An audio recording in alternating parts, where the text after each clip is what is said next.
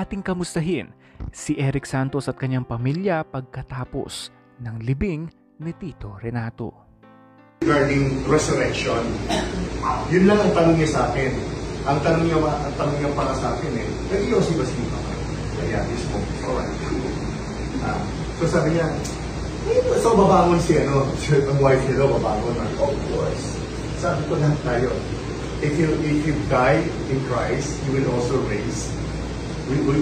Mabubuhay ka rin. Dito sa clip na ito ay ang kanyang farewell song para sa kanyang minamahal na nanay at nandito mismo para to the rescue ang daddy nito. Nakasakasama pa niya dito sa moment na ito.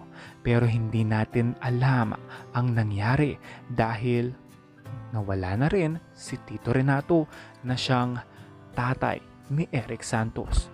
Mahirap talaga ang nangyayari sa sitwasyon ngayon ni Eric Santos dahil sa kanyang personal na buhay dahil naiwan na nga siya ng kanyang nanay at tatay at ang kanyang maging kapatid talaga namang masakit at nakakadurog ng puso na makita at maramdaman na ang tatay at nanay mo tuluyan na nga itong nilisan sa mundo.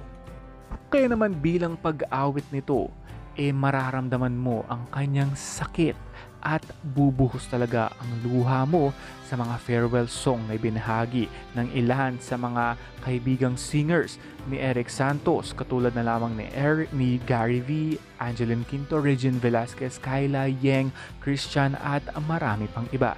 Kaya naman mahirap talaga ang nangyayari o sitwasyon ngayon ni Eric Santos dahil may mga kailangan din siya mga commitments katulad na lamang ng mga gigs, concert niya sa October na hindi na muli maririnig at masisilayan ng dalawa nitong mahal sa buhay.